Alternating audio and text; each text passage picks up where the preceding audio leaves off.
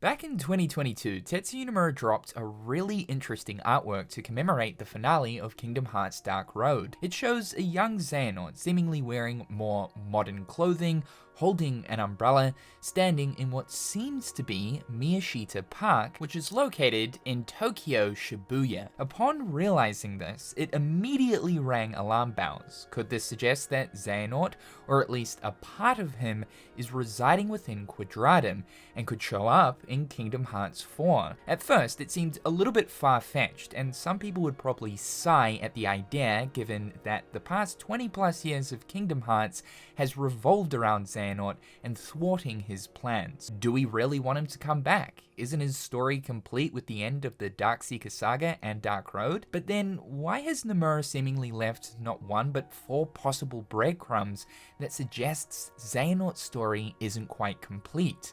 Personally, I'm 100% on board for a young Xehanort to reside in Quadratum and for him to assist Sora during his time there.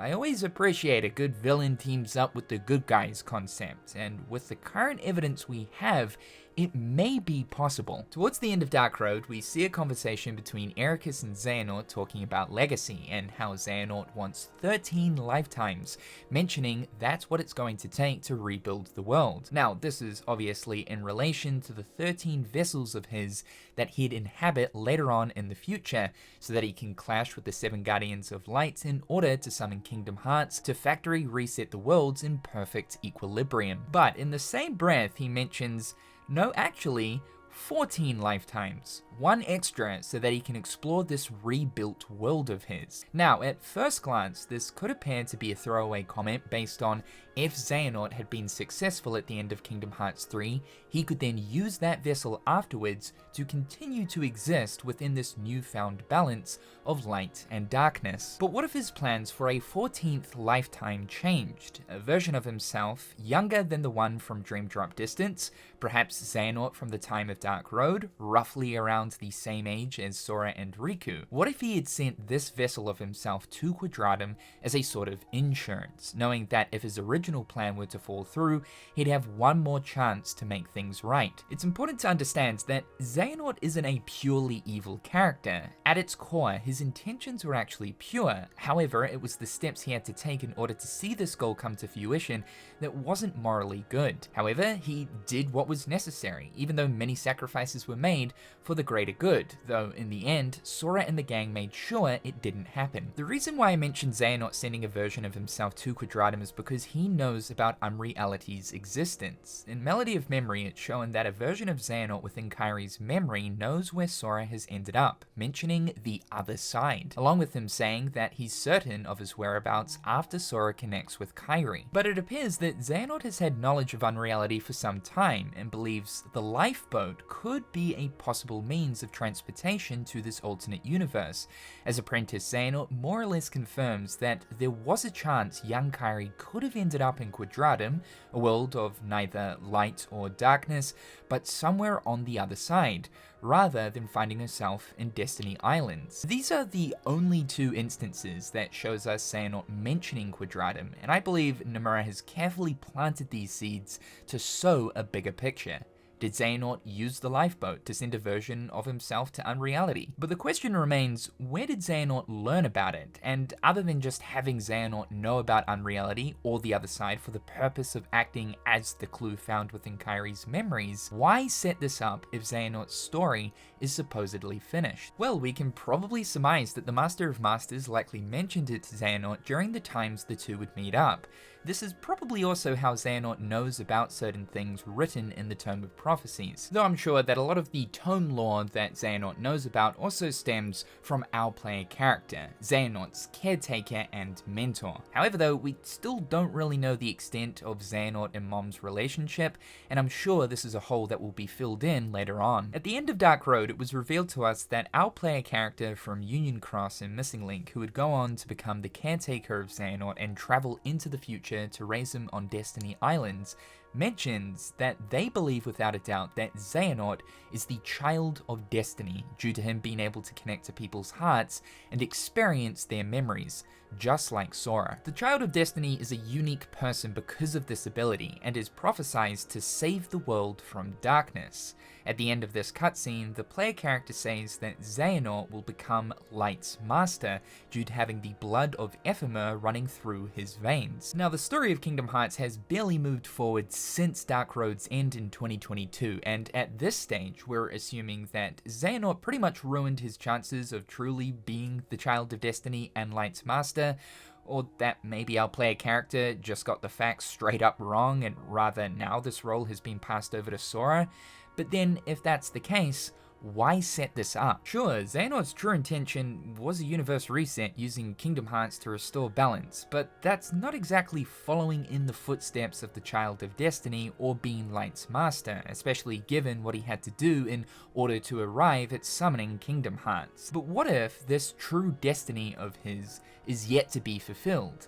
A purpose that could be met with a 14th lifetime. Picture this, Xehanort truly is within unreality and ends up assisting Sora against the Foretellers. If anyone has knowledge on what the Master of Masters' true intentions are, it would likely be Xehanort. This would make Xehanort an incredibly strong ally. The current theory is that Mom is trying to completely eradicate darkness, but in doing so would cause an imbalance as both light and darkness must coexist with each other.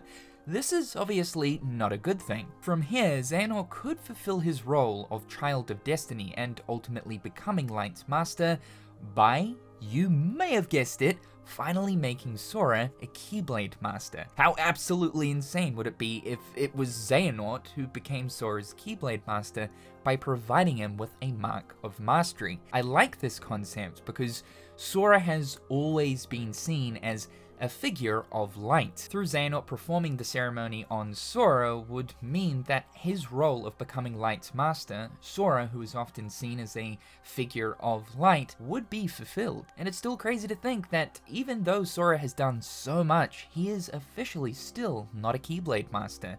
This is something that I can see finally happening within this next saga of Kingdom Hearts. As I was saying, Sora is now likely the candidate for Child of Destiny, but this is still a concept we know very little about. Who's to say that there can't be multiple children at one time? And if Xehanort never fulfilled this role, then why even write it into the story in the first place, if there isn't a bigger picture here with future intention? While most people want a Sora, Strelitzia, and Yozora trio for Kingdom Hearts 4, honestly speaking, I want a Sora, Strelitzia, and Xehanort trio so badly, man. That would go insanely hard. One small issue with the Xehanort revival theory, though, is we quite literally witness Ericus and Xehanort's hearts perish at the end of Kingdom Hearts 3, symbolizing their death.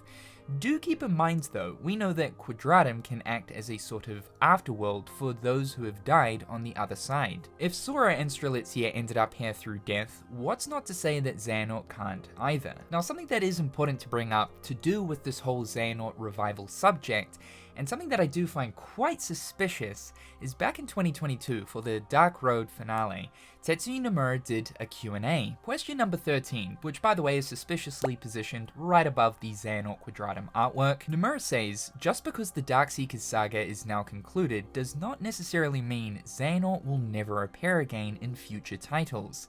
If the opportunity arises, then... Additionally, back in 2020, Nomura also mentioned that there won't be any situations where we'll encounter Xehanort as the main story antagonist.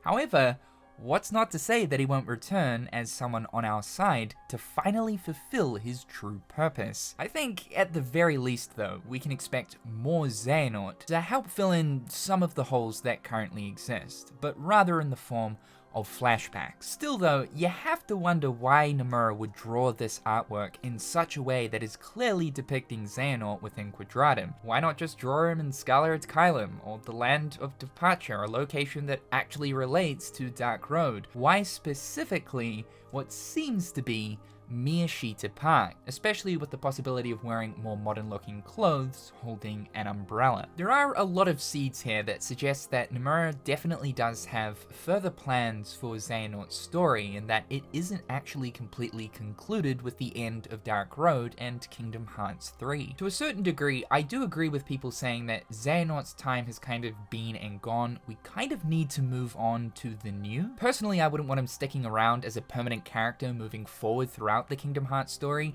more so as one final show to set things right. There is also the ancient Keyblade legacy knowledge that Xehanort seems to know a great deal about as well, which again I would say has probably stemmed from the Master of Masters telling him, but he made it very apparent in Kingdom Hearts 3 as Xemnas that he's completely aware of the origins of these characters. It's another hole that's kind of open and that needs to be filled. I'm sure that some of the existing holes for Xehanort's story would have likely have been explained within the story of Kingdom Hearts Missing Link. Of course though, with that game now being cancelled, it means that it's up to Kingdom Hearts 4 to try do its best to provide some context towards what that game was going to offer. However, I really do think that we're bound to see more of Xehanort within Kingdom Hearts 4, with the way that certain things have been written, especially with Dark Road. It's clear to me that Tetsuya Nomura isn't quite finished with this character just yet. Let me know in the comment section down below though, do you guys want to see Xehanort return, or are you on the side that's completely done with him? Thank you so much for tuning into today's video. Be sure to slippity slap that like button and subscribe if you haven't already. A big thank you to my wonderful patrons and YouTube members. I hope you're all having a fantastic day, and we'll talk again real soon.